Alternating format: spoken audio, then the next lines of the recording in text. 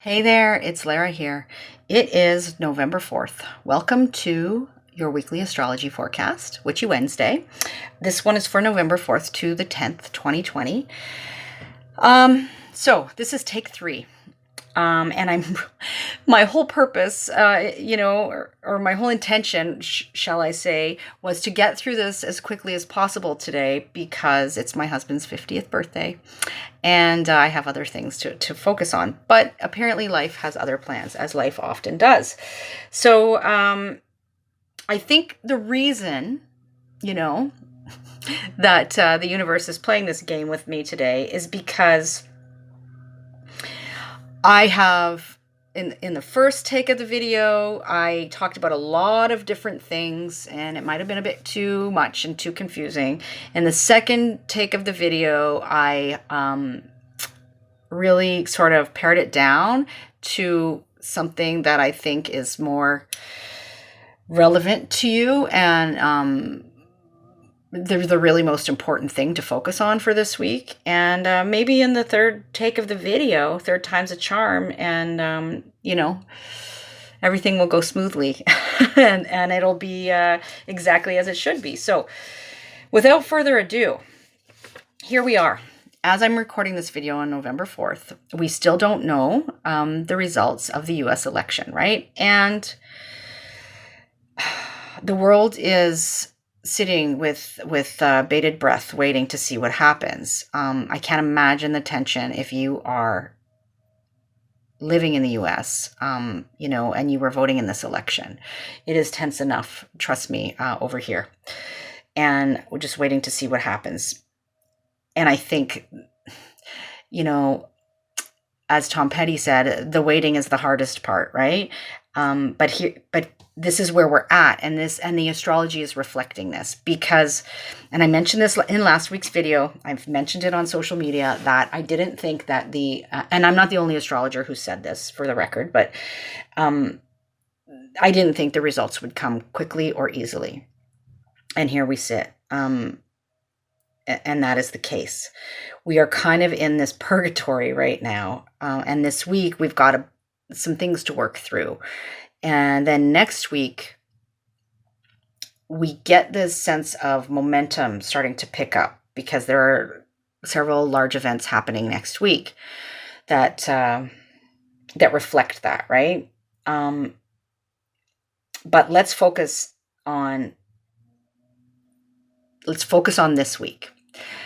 I could say what's happening next week, but I think what I want to do is really, really focus on what's going on this week and where we are now. So as I'm recording this, the moon is still in Gemini, but she is going to move into Cancer later today, specifically 4:46 Eastern time, which is my time zone. And the moon will be in Cancer until early Monday morning. So around, not Monday morning, early Saturday morning, 2:19 a.m. on Saturday morning, Eastern time, she will move into Leo. And so these next couple of days, there's something really interesting going on. As the moon moves through Cancer is a cardinal water sign.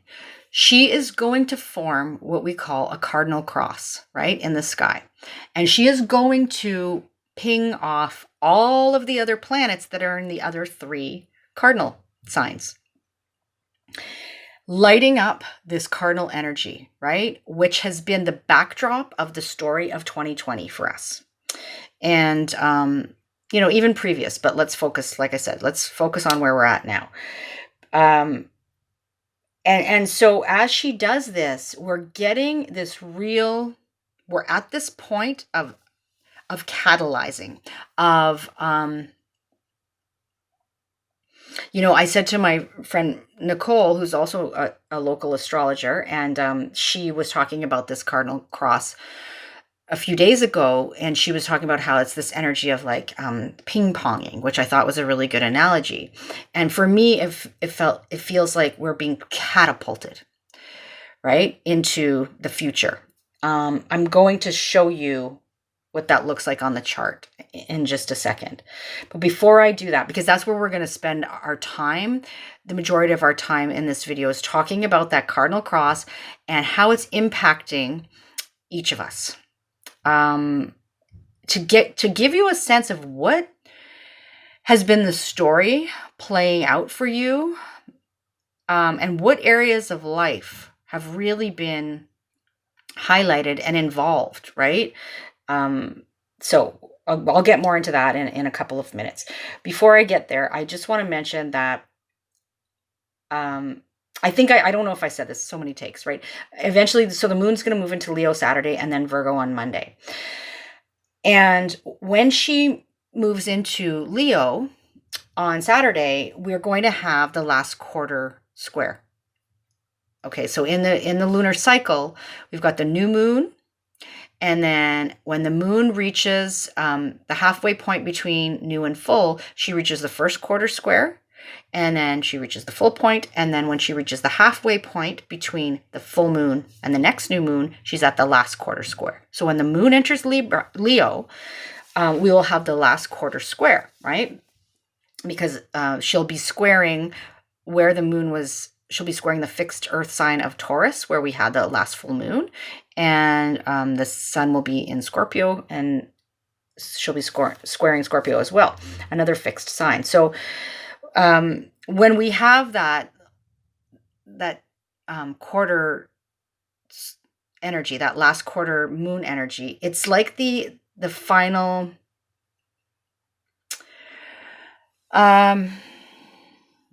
the final kind of crisis point, I guess, in the lunar cycle, like relating to, so whatever transpired at the new moon on the 31st in this case, right? Whatever came to pass there, whatever was highlighted, whatever energy was illuminated. Now, when we get to the last quarter square, it's like that last turning point, shall we say, right? So that's what will be happening with the moon. So it'll be an interesting remainder of the week, definitely. So, and then on that same day, on November 8th through to the 9th, we've got Venus opposing Mars as well.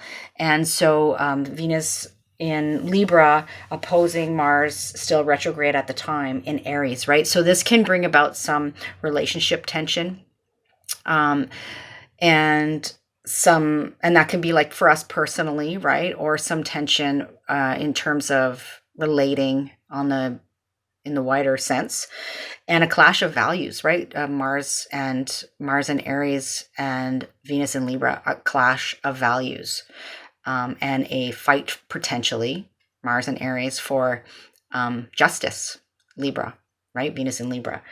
So look for that, definitely. Also, you can get a sense of it. Like it's good to be mindful that energy is in the cosmos, because it can be wreaking a little bit of havoc in our own personal lives as well. So just watch how you're communicating with people, that sort of thing, how you're relating.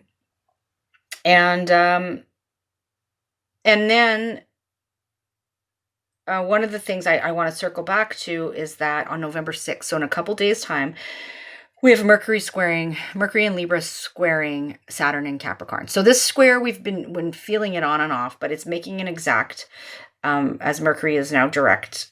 And, this is, if we see this in a birth chart, Mercury square Saturn, it can be somebody who's quite serious in their communications and thinking, or a bit of doom and gloom thinking. So, we can see this in our own lives potentially, but also, in the collective, some somber communications, some maybe putting, foot in mouths kind of thing. There can be a bit of a sense of, Mercury, the messenger, the planet of communication, and Saturn, who's all about boundaries, and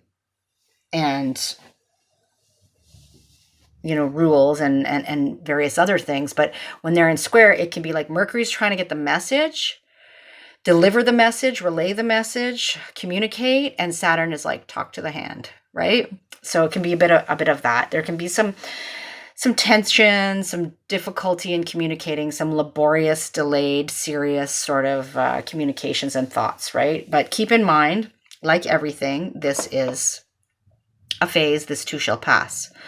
But that's where we sit. So, I want to show you the chart. I want to talk about this Cardinal Cross that's happening, and how it can potentially be, how it's part of the ongoing story, and for us collectively, and also how it's part of your ongoing story personally, right? And then we have lots to talk about next week, but I'm trying really hard not to go there in this video right now. But I'll probably talk about it, just for the record. I will probably talk about those upcoming things on Facebook and Instagram. So, if you're not involved in the conversation over there, please join me. The links to those are below, so you can come on over, and I'm a little more active there than just once a week. So here we go. Here's the chart that I drew up for earlier when I did the first recording of this video. And I want to show you. So at the time of the recording, right, the moon is in Gemini, but she's about to fill this empty space. She's about to move into Cancer, the cardinal water sign of Cancer.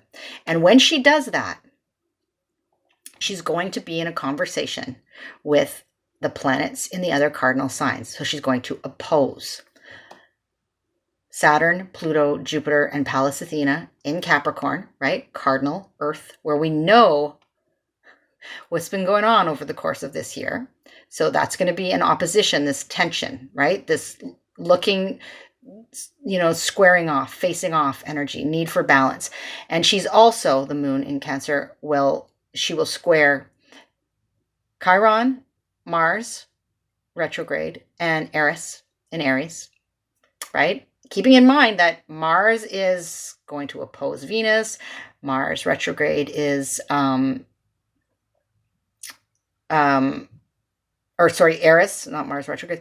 Eris is squaring Pluto still, right? And then we've got another square. The moon will be squaring Venus in Libra, right? Venus opposing Mars. And Mercury, now direct. The moon will square Mercury, and Mercury and Saturn are in that square that I talked to you about. So when the moon moves into Cancer, it's going to form this cross, this cardinal cross in the chart.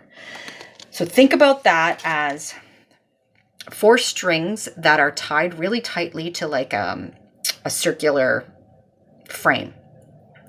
And,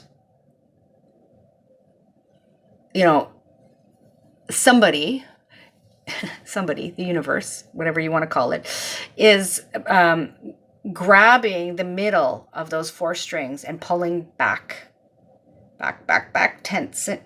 Things are getting more and more tense, and then ping, catapulting, right? Say there's like a little rock or something, a pebble in the middle, and it just pings forward. It's that catalyzing energy, that catapulting energy. Sorry, my chair is falling down. So sort of that close up. Anyway, so it's that kind of energy, right? That's happening.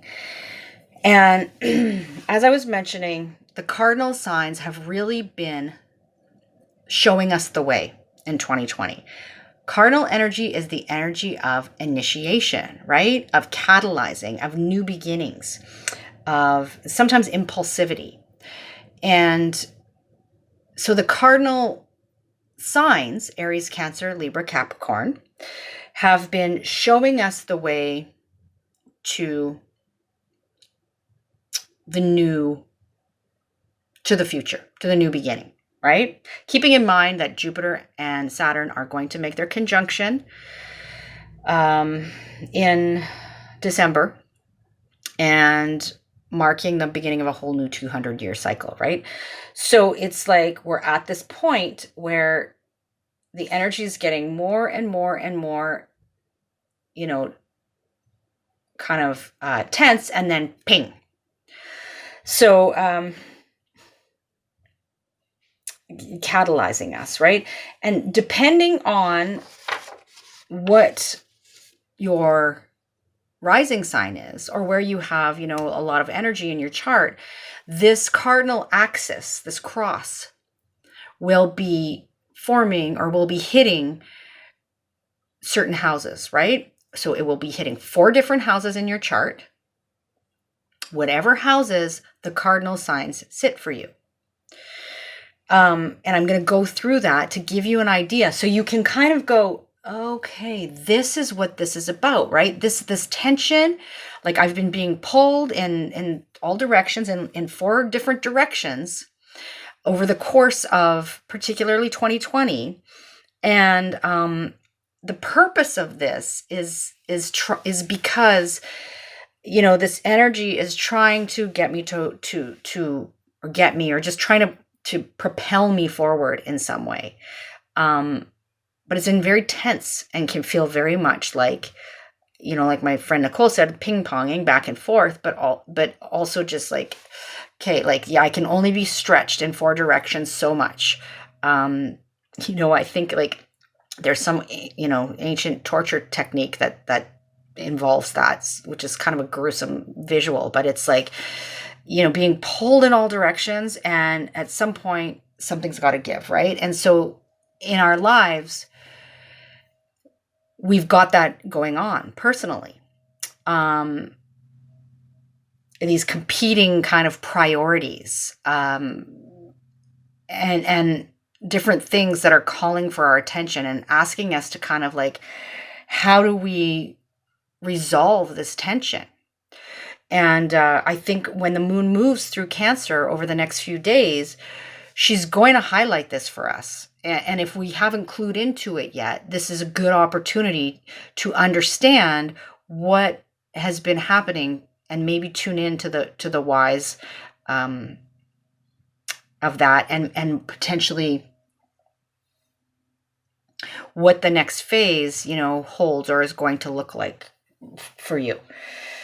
Okay, so this is it's complicated, and it's hard to simplify it. I'm trying my best here. So what I'm going to do is I'm going to take you through each mode. So in the zodiac, we've got 12 signs, right?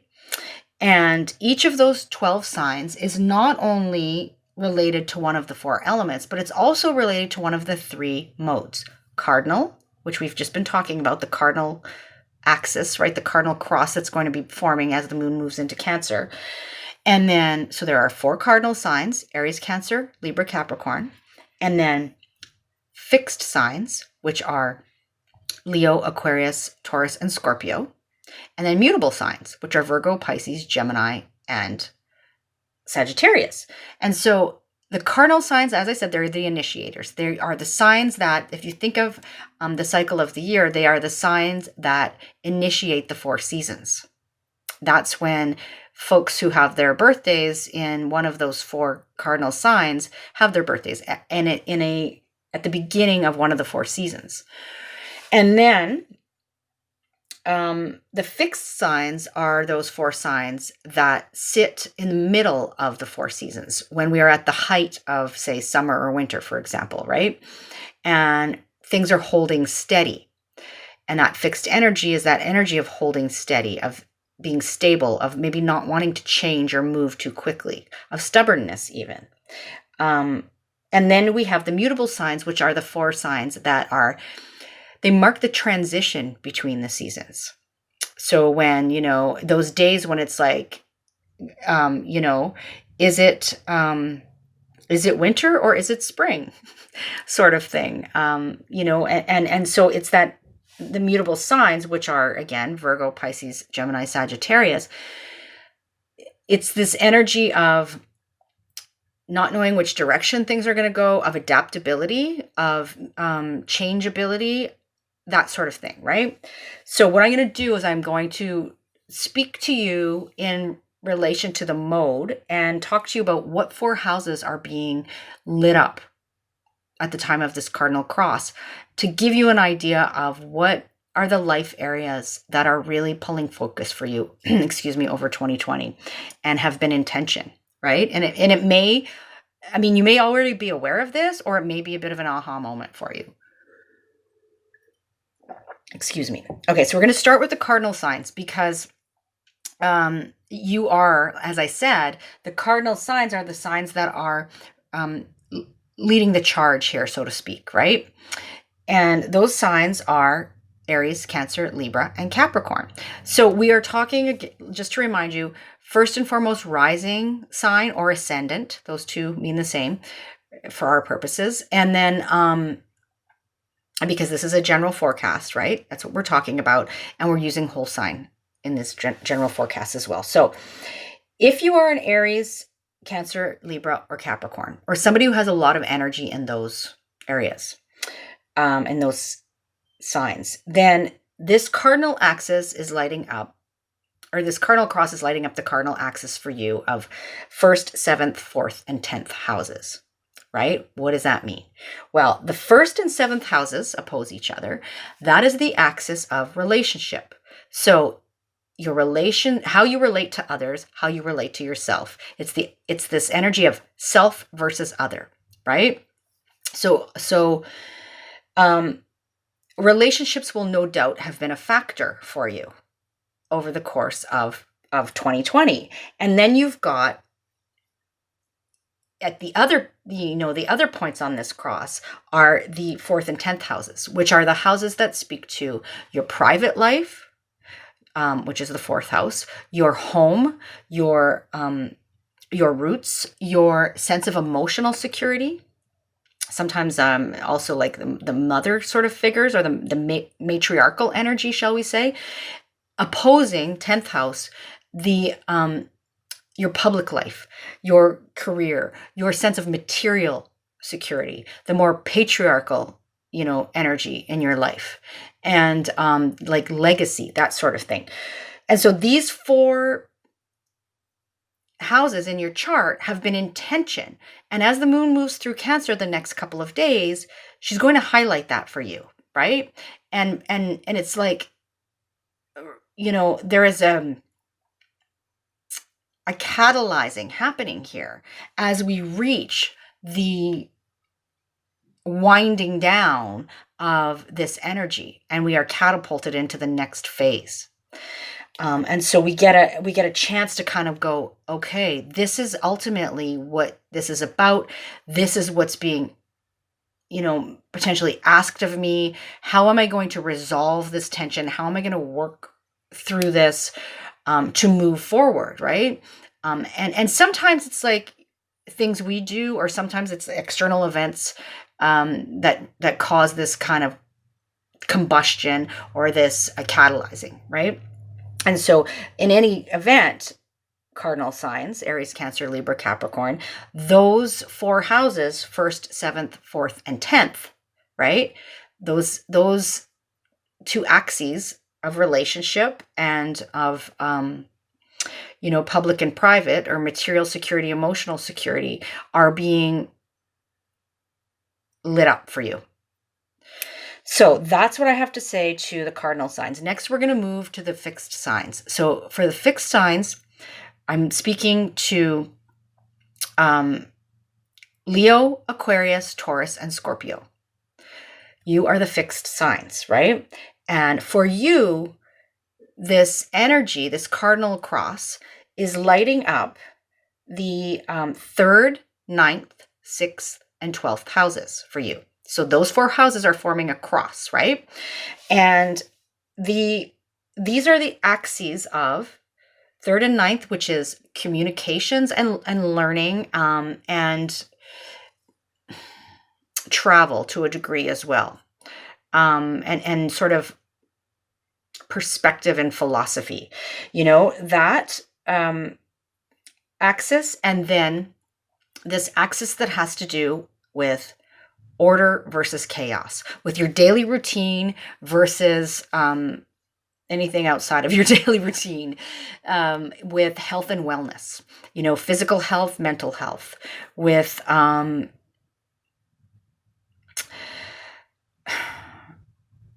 potentially things revolving around,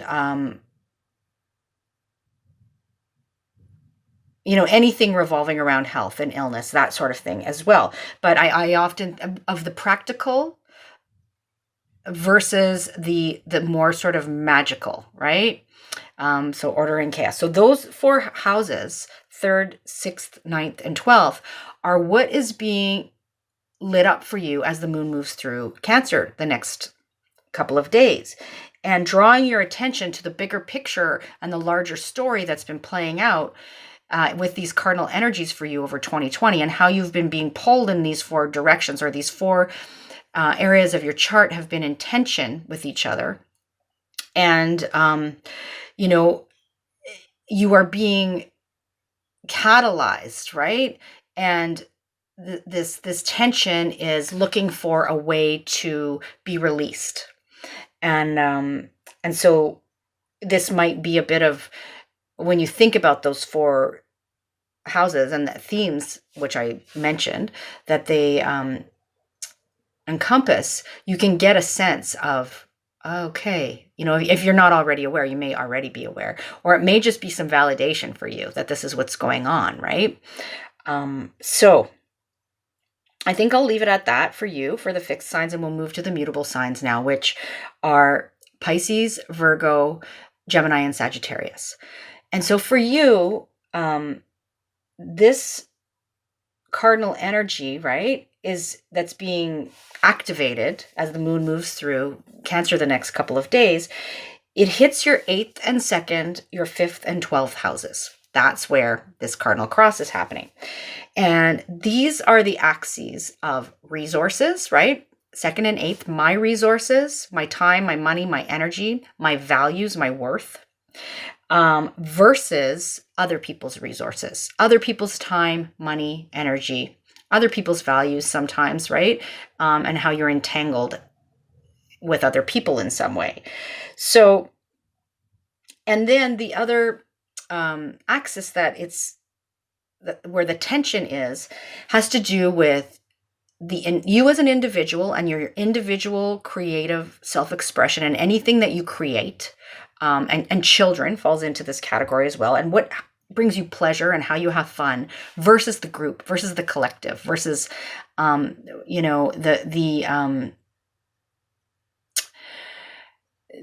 any kind of friendship group, or any kind of group or humanitarian cause or effort, and also your hopes and dreams for the future. So those are the 4 areas, 8th, 2nd, 5th, and 11th, that are in tension, that have been in tension. This is me, in terms of, the mutable. I'm a Virgo rising, so that's a mutable sign. And my sun happens to be in Pisces, opposite the chart, in a mutable sign. So this is where this energy has been intention for me. And as I think over the course of 2020, it is so obvious that this has been the case, that these areas of life have been pulling me in all directions, right? And really, the purpose is, where's the tension going to go? What are you going to do with all this tension? How is this tension going to shoot you forward to the future? So that's what I have for you. I know it's a bit of a shorter video than usual, but I did really want to focus on that, because I think that it's sort of something we can sink our teeth into over the next week, when we're talking about, what this means for us personally, and all the rest of it aside. Obviously, like I said, we're in the state of kind of suspended animation, right? Where we're waiting. And then next week, I think we're going to start to see the momentum pick up. So wherever you are in the world right now, take good care. Take good care of yourself. Take good care of each other. I wanted to read something to you, and I have time. And this may seem like it's coming out of left field, before I sign off here, but I don't think it is. And the reason I'm going to say this is, I talk a lot about anger, and I have been talking a lot about anger over the course of this year. And there's some personal reasons for that, but it's also because I think collectively, we have a lot. There's a lot of anger that we're seeing in the world, and there's a reason for that. And I think that as we move forward, we are going to need to learn better ways of coping and dealing with our anger. And we're going to have to learn to have a better, more empowered relationship with anger. Anger is not our enemy, it's not the devil. And that's what most of us have been taught and conditioned to believe. And so what happens is that our anger is repressed, or it comes out in inappropriate, damaging, harmful ways, right? Damaging and harmful to ourselves or to others. But anger serves a purpose. And I think that we need to, anger is something that fits into that category of the shadow work, the shadow side, right? That a lot of people, particularly those prone to spiritual bypassing and toxic positivity, don't want to acknowledge. And I think that that's unhealthy. And I've been taking sort of a more public stance on that. And I've been really encouraged recently by the work of Alyssa Rankin, who I've been talking about on other social media platforms. And I've known about her work for quite a while, and she has evolved quite a bit in her approach and in her thinking. And I really appreciate that. And I'm actually taking a class with her right now. And so it's really, it's timely for me. And I think for me personally, this is part of that, how this tension is all coming to a point of combustion and catalyzing. And now, like, what am I going to do with it? Right. So all that to say, I have a book here. And I read this a while back, like last year or the year before, I can't remember, but it's by Takopa Turner, and it's called Belonging, right? Remembering Ourselves Home.